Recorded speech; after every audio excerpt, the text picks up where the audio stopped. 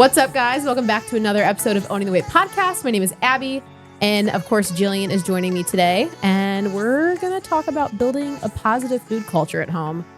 I know with my kids, it can be somewhat difficult because obviously we want them to have meals that are nutritious for them, but they want to have candy and chips and ice cream and mac and cheese and all the things. Definitely the culture we're living in. I think you and I are always trying to share tips back and forth, like, hey, what's working for you? And, and I will say it's hard not to compare yourself to people or judge other people because there's so much comparison today about like how people are raising their kids. You got to find what works for you. Mm-hmm. You can be inspired by others, but try not to compare yourself to other people, more so look at your family and what dynamic you have.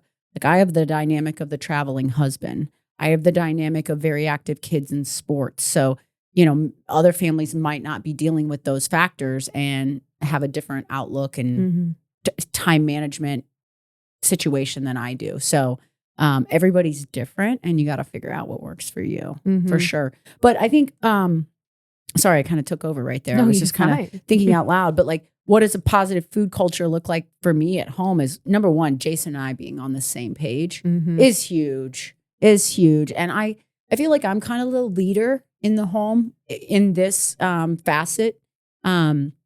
Just do the industry that I work in and what I've done for my work in the last 20 years or whatever. But like, I'm the one doing the research. I'm the one who's reading. I'm the one sharing new knowledge. I'm the one trying new products and teaching him along the way. But what's really cool about him that like we've kind of got this agreement on is like I come to him and I tell him, hey, we call each other mommy and daddy. Do you and Ray do that? Yes. I say, hey, daddy, I need a favor. Like I want the boys to do this. And it only works if, the leader, the patriarch of the family is opted in and taking charge. And so a lot of times when I want something, I kind of put it on Jay to like implement it for us. So I'm kind of behind the scenes like, hey, I want everybody at the dinner table in 15 minutes and I want the boys to set the table. I want the TV off and then he's got to go do it, And so it's kind of nice. And we kind of have that, we've kind of got that understanding. And so I'll look at Raymond and I'm like, yeah, he kind of lays down the law and that works. And I mean, I lay down the law too sometimes, but, I kind of let him do that and I kind of direct what we're doing sometimes. And that kind of works for us. So I think if you can find that like flow with your husband or, who's doing what and you kind of team up because it's so much easier when you're on the same page. 100%. I all the years I used to coach clients and they'd struggle and I'm on a diet and I'm trying to eat, but my husband and I'm like, I just couldn't even like imagine how hard that's got to be when you're going solo at it. So if you're out there and you're going solo, I mean, stay the course, but try to encourage your significant other to get on board to live that healthy lifestyle with you because when you're going together, it's so much easier. Yeah, together is better. Everyone. Yeah. So I think the positive culture at home starts with the leaders of the home, which are the parents. I would say for me, like, I grew up in the era of like the Yoplait yogurt commercials where like she wore an itsy bitsy teeny weeny yellow polka dot bikini. And, so I grew up in that era and like the low rise jean era. That's a whole thing within itself. And also too, like my family growing up, we looked at food solely as enjoyment and not fuel. And so I think like having a positive culture within the house when it comes to our nutrition and things like that, it's like having the perspective of like food is fuel. And yes, it's meant to be enjoyed every now and then, but ultimately it's there to nourish your body. Like that's the relationship that I want my kids to have with food. But it's also a very fine line, right? Because, 80-20. Yeah. But, my parents didn't know anything about nutrition. And I mean, my mom did manage to cook dinner almost every night. And I remember sitting around the table eating as a family. So there's a lot of benefits in that. I mean, and I'm sure there was like a protein, a starch, maybe 3 starches. Right. I remember the vegetables. The vegetables were either frozen lima beans or frozen peas in this bowl. with Velveeta, and that was our vegetable. And my dad's like, we eat vegetables. And I'm like, actually, lima beans and peas are actually considered more starchy, but we're not even, they're green. You're like, I digress. It's fine. But I remember my dad saying, we don't eat McDonald's. We don't eat fast food. Like, I can remember my dad saying that. He can say, like, you can have it sometime, but we don't eat that food. Like, I can remember. Yeah. And so growing up. So it's like putting parameters on like bad and good.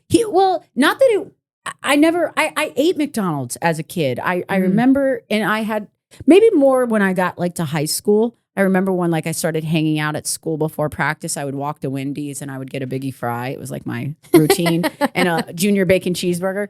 But like nobody ever talked about that stuff. But I do remember my dad like associating like we eat at home, we don't eat fast food. So I think that was good that he said that. But I never was deprived, but I ate all the Lucky Charms, Apple Jacks, and Cinnamon Toast Crunch you could ever imagine. See, I'm on the reverse side of that. So my dad was in the food industry, in the hotel business, and so he was gone a lot of the time, never home for dinner. And so it was up to my mom to provide dinner. My mom, I love her so dearly, but the poor woman cannot cook to save her life. It was like we would have a little bit of chicken with our lemon pepper, if you catch my drift. Gotcha. So we ate out a lot. It was McDonald's. Like she would order like Outback Steakhouse or pizza. Like we had in Chinese, like we had delivery drivers at our house all the time, or we were going to fast food restaurants. Like that's how I grew up. Okay. And so like on the weekends, we would have home cooked meals whenever my dad was home. Got it. But so it's very interesting. But yeah, my mom made like, she made shake and bake pork chops. I remember she made spaghetti and meat sauce. My dad would try to grill steaks. I hated steak my whole life because I ate my dad's cheap whatever he bought. And my dad's the guy that presses the steak on the grill, flips it, keeps pressing it. I'm like, Dad, you know. All the moisture. Yeah. Like, I guess he probably thought he was getting more grill marks. Who knows? And then like, it'd be well done. I remember chewing my steak and like wiping my face with my napkin to spit my steak out. We used to have this is really bad. We lived in a really old house and we had one of those really big air vents that were like three by a foot tall by like 3 feet wide that sat on the floor in my dining room. And when no one would look, I would throw my steak down that air vent because I just could not eat my dad's steak. And my whole life grew up, I hated steak until Jason took me to get my first like a steakhouse. I ate a filet mignon. I'm like, what is this? Yeah. What is this? You know? You're like, what in the Wagyu? He's like, it's a filet. I'm like, I don't even know what that means, you know? But where was I going? Yeah. And then my mom would make, she made chicken cordon bleu, probably some frozen products she bought. Yeah. And just reheated it in the microwave. And then always had rolls or like croissants, like Pillsbury at dinner. Always. My sister would eat 3 of them and we'd all get one. Like 8 comes in a roll. Like Jen would just eat all the bread. And we always had salad. We had salad every night. We always had salad and we always had peas or lima beans. Oh my gosh. And then we did pizzas on Wednesdays. So yeah, I mean, probably not that bad considering what some people, like, whenever I married into my husband's family, after we got married, we lived with my mother-in-law for a short period of time. And whenever I lived there, she worked full time and she would come home every day and make a home cooked meal. Like the biscuits were homemade. Wow. The mashed potatoes were homemade. Like everything was homemade. And when I had that woman's meatloaf for the first time, were you like, this is incredible? I was like, this is the best thing I've ever tasted in my life. That's amazing. Yeah. Does she still make it? She does. So whenever she makes her meatloaf and mashed potatoes, I get a text and she's like, I made you a portion. She'd like put it in like a little to-go container for me. That's awesome. Which is great. But yeah, my husband's family, like they grew up, they cooked all the time, especially his grandpa. His grandpa used to be like a chief of a firehouse. And so he would be in charge of cooking for all the firemen in the firehouse. Gotcha. And he still cooks like that. That's awesome. Even though he's retired. So what do you do with your kids when they're like picky eaters? We say you have to try it at least once before you say you don't like it. Yeah. You can't say you don't like it if you've never tried it. Yeah. And just continually putting it on their plate and fingers crossed that they eat it. Actually, this was a big win for us. Cooper did not like the smell of asparagus for the longest time, would not touch it. And I finally got him to try it and he loves them. So that's like one of our staples that we have all the time. How'd you cook it? Pan. Like in the pan, just with butter. Got it. Try shaving it next time. Dude, I will. I know you said that. I was like, I've never done that before. On the vegetable podcast that we released, we talk all about how to prep asparagus the right way. Yeah. Go back and listen to it. Yeah. I had a pretty big breakthrough with Vinny and green beans. It was probably over a year ago. Wouldn't touch them. What I'm touching now. I could put as many as I want in his plate. He loves them. That's awesome. Loves them. Lemon dill salmon at Fit Flavors. He crushes the whole entire meal. Nice. Yes, it's great. So I'm like, out of nowhere, I started eating the green beans. So, yeah, he's really good with his salads too. So it just, I've also learned that like, it just takes time for kids. So keep encouraging, keep trying, keep putting those things on the table. What were you saying earlier? There was something that an RD said to you about. Well, I've learned several things from RDs over the years. Just being in this industry with kids is like, one, you gotta offer a kid 15 to 30 times of food. I know that sounds crazy, and to think of you being on the side of it and they deny you 20 times, you start losing hope. And like, I can't tell you how many times I've made vegetables and then I throw them in the trash and I'm like, gosh, and you feel wasteful. And so it's discouraging, but the win that I felt as a mom when Vinny started eating green beans out of nowhere, just one day he started eating them and then he loved them. And I hated them so many times before that. Was just like, I felt like it was like I won a trophy. Right. Like, you're that much more going to be healthier. I don't know. Like, you won like an extra mom badge. Yeah. So don't give up. Keep fighting. To fight the good fight. Yeah. I'm really trying to get them to eat carrots and cucumbers on their salads. Right now, they just want lettuce. So I want to add more vegetables to the salad. So I'm working on that right now. Another thing an RD I've heard say is, even if your kid only gets one solid meal in a day, like with vegetables and protein and complex, like that's a huge win. Like the nourishment that they're going to get from that. Like there's kids in third world countries who don't get anything. But like your kid has one solid meal. That's awesome. That's such a win. Don't be so hard on yourself that every meal has to be perfect. And I was like, wow, that like helped me breathe a little bit, because you want for your kids, but they're just exposed to stuff everywhere they go. Oh, yeah. Like, and I think too, like another part of building a positive food culture, like within your home, is explaining the why as best as you can. The education. To your kids. Yeah. So we don't do like food dyes in our house. And Cooper, out of all of them, has really been pressing this, especially just all the candy and things that's been popping up lately. But I've been telling him, like, it really messes with your brain, like whenever you take these things into your body. So I heard the other day, the food babe on Instagram saying she has the candy witch, comes and steals all the candy day after Halloween, and she swaps it. It's the witch swap. I don't know. Oh, okay. So she swaps all their candy for like better options, like the Unreal candy. Got it. And I was like, wow, that's extreme. But like, she's on another level and she's teaching her kids all this. And I'm like, wow, I wonder how that would work over if I did. I know. I'm like, as a parent, I would love to do that. But then again, I don't want them to feel like then they have to binge all the candy like before they go to bed. So it's like, where do you? But no, she takes the candy that's full of the food dyes, the artificial, all the like processed stuff, the chemicals, and she gives them a cleaner candy. Got it. So she gives them candy. It's just the better option candy. Right. Yeah. And I'm like, wonder how that would go over.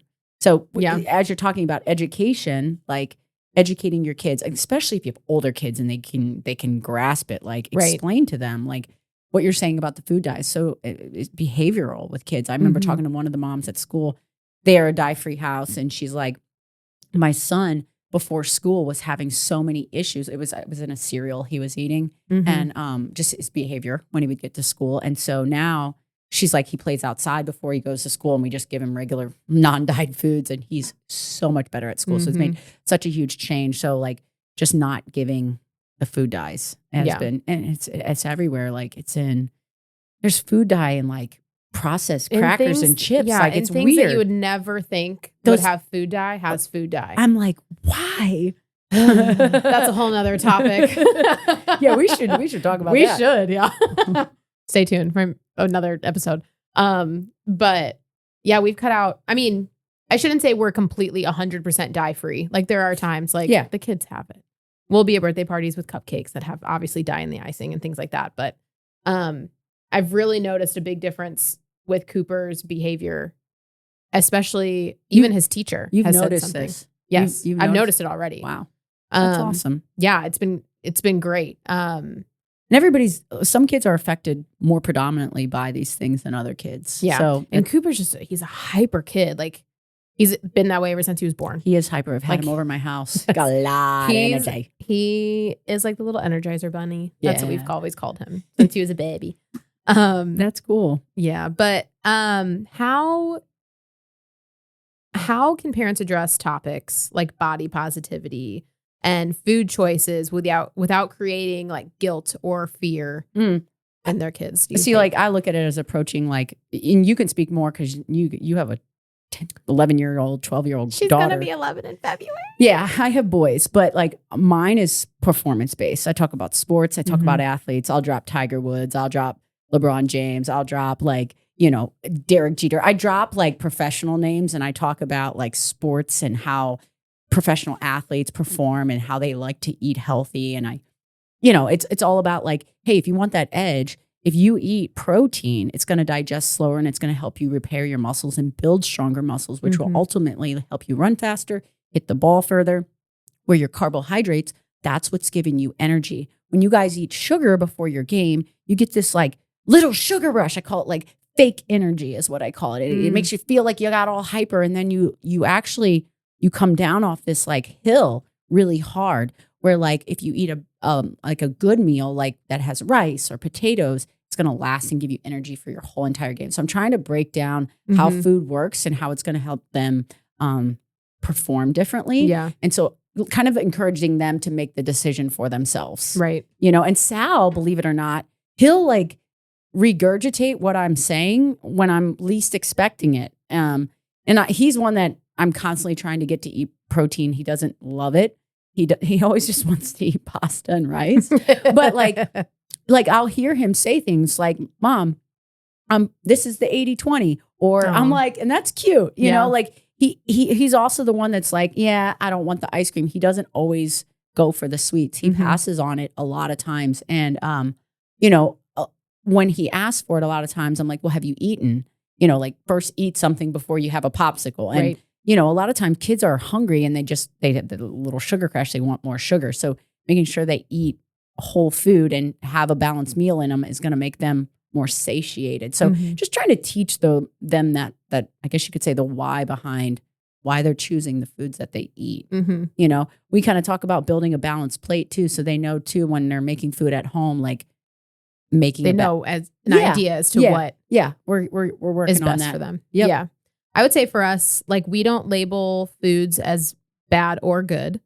I love that. Yeah. We just label food as food. Obviously there's foods we call like treats or like a special treat. We call them fun foods. Yeah. Like, obviously like cake, ice cream, like that kind of stuff. Like those would be like a special treat or a treat. But, and also too, like with the body positivity part of it, especially having a daughter and my boys, actually last night, we never use this kind of language in our house because I grew up with it and I'm very against it. But last night, Jameson goes, I'm skinny. And then looked at Ray and goes, you're fat. I go, and he calls him Fatty Daddy. Oh my gosh.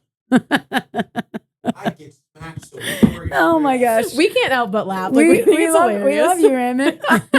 Which, by the way, my husband is not fat. He is not fat. He's not fat. But it's just very interesting. And I was like, where are you learning this language? Cause like, we don't use this in our house. Like we don't use the words like fat or skinny. Like we use healthy. Like we don't use that word. So it's just very interesting. So, but especially my daughter, like I will not, like, obviously whenever like as women, we get ready for the day and we'll go like stand in front of the mirror and like, we will inspect ourselves to see how we look.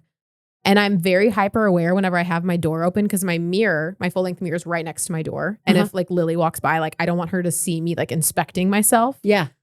Maybe I'm just hyper aware. I don't know. Girl mom stuff. I don't want her to have the same, like, I don't want to call it a burden, but like I don't want her to have the same mental like thoughts in her head that I have. I'm like, oh, my mom pooch, or like, oh, interesting. Yeah, just like things like that. So just really speaking about myself in a positive light and not using words like fat or skinny or like things like that. And your kids they're sponges. They're very attentive to what you're saying, and they will, and what you do, and they are observing all the time. They're just little sponges. They're observing. So you're setting an example, whether you realize it or not. Exactly. Yeah.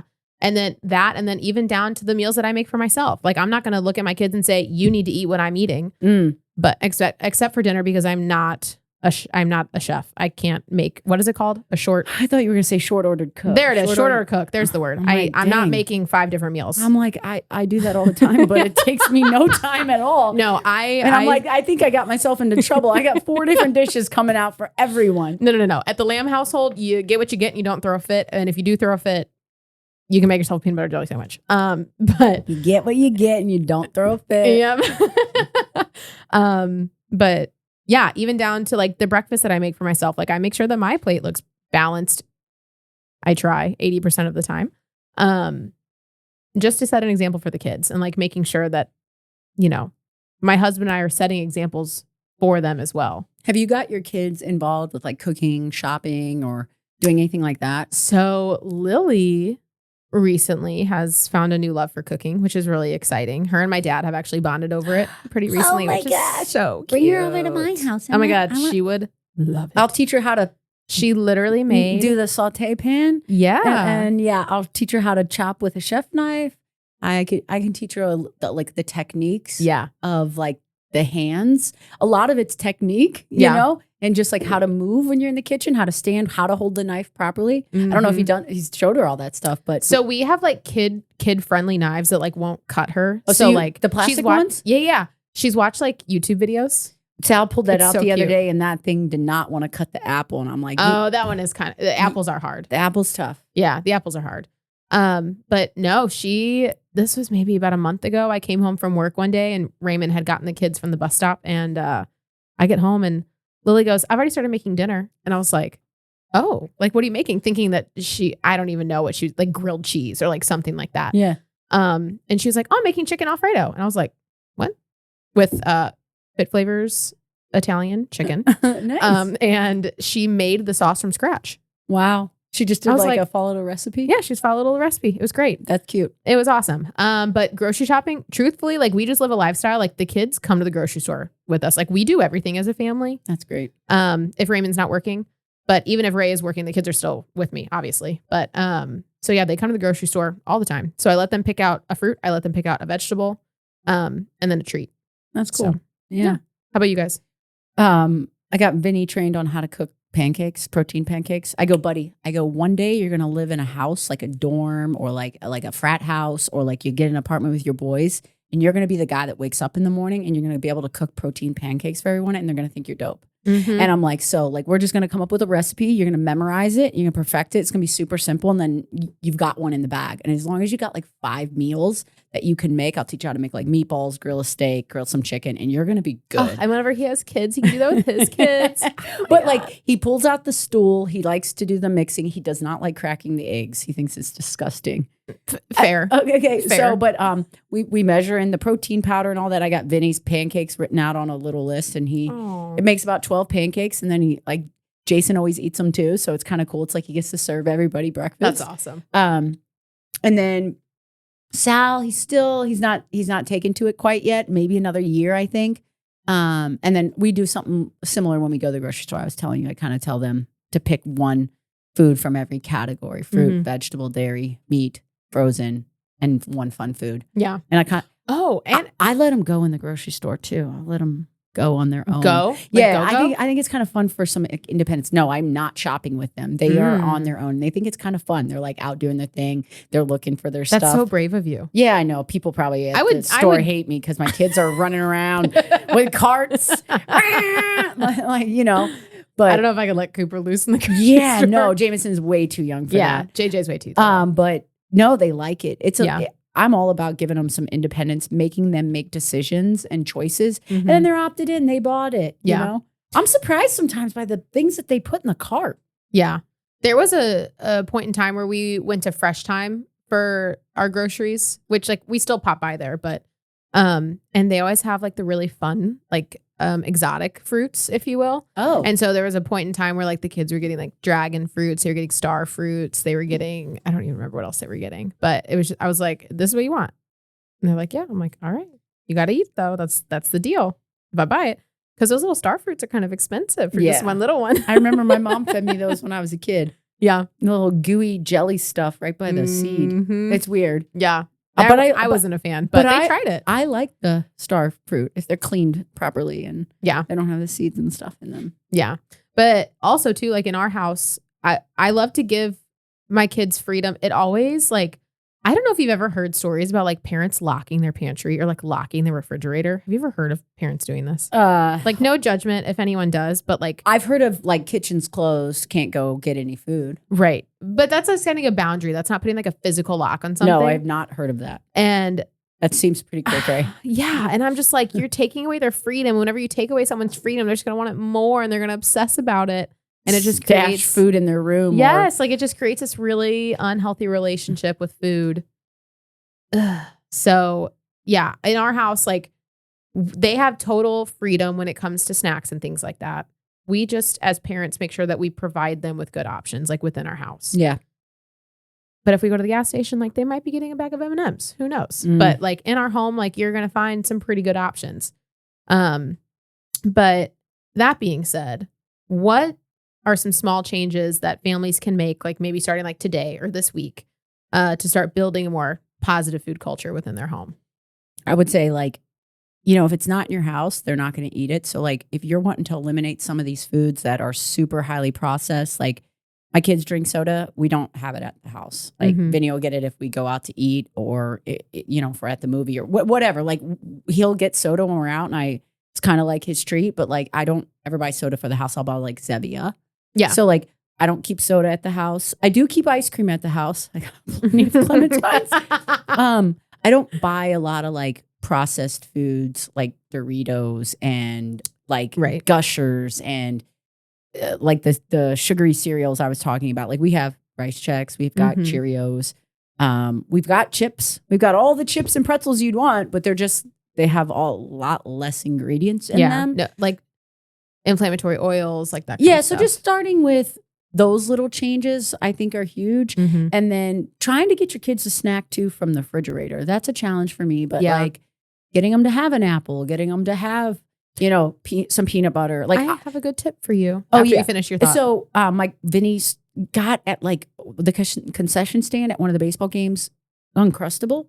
I'm like, and I'm like, I'm going to make Uncrustable. So I went and we were shopping for bread. So I bought bread that was high in protein, high in fiber. Then I bought natural peanut butter and I bought low sugar freaking jelly. Like, and I made them and I put them in the freezer and he's been eating the heck out of them. And I'm like, there you go, buddy. And I feel so much better about him eating those because it's just a little bit less. And I make sure there's enough peanut butter in there. Right. It's not loaded with a ton of jelly. Right. So it's a better option where they still feel like they're getting something fun. Yeah. The tip I have is like getting your kids to eat out of the refrigerator. So our refrigerator has like a drawer and I call it the snack drawer. Ooh. And I pre-make like little snack packs that have like apple and peanut butter or like carrots and ranch or broccoli and ranch or like little salamis with cheese or like I like that you have built the snack packs. What are you physically putting those snack packs in? Is it like a container? Oh, it's like a little plastic container or like Ziploc bags or like during the summer, like freezing grapes. Like that's another one. We love to take those to baseball games. I think if I could have them in there that they could grab. Yeah, it's like grab and go. That like it feels so much easier for them. Yeah, because like sometimes they'll like make me a poo-poo platter. Yeah. Like I'll spend a good chunk of my Sunday, like my portion of like meal prepping because I work at Fit Flavor. So I don't actually meal prep, but I like snack prep, if you will. So like my dates, I make my delicious dates. And then like the little snack packs for the kids. And then I meal prep Uncrustables for the kids for their. You do Uncrustables? Yeah. And I freeze, dude, I do them in like big batches and I freeze them. That's cool. It's awesome. I love it. I got to do the snack packs. I'll see how they'll take. My kids will snack on carrots and broccoli and ranch. Yeah. Your kids, like overall, they're pretty good eaters. Like Sal really likes those like Greek yogurt little like smoothies. Well, right? Or he's been really liking the flips. The flips, yeah, but they're Yeah. At least they have some protein over the other yogurts, but yeah, he's a tough one. Although Sal will open a can of sardines and eat the whole can. I sent him with a can of sardines to school the other day. Oh my God. He's like, yeah. Stop. He goes, I did. Oh my God. And we took him on the field trip together. He goes, me and Wilson ate the whole can of sardines. I'm like, dang, you're sharing your protein, but like the kids are eating sardines. Like, you want to talk about that? That was a win for me. I love that. Yep. Oh my gosh. All right. Well, we hope you guys got some good bits of information about how to build a positive food culture at home. This show is sponsored by Fit Flavors. If you could give us a like, subscribe to our channel. You can find more information about Fit Flavors at www.fit-flavors.com. And we will catch you next time. See you guys.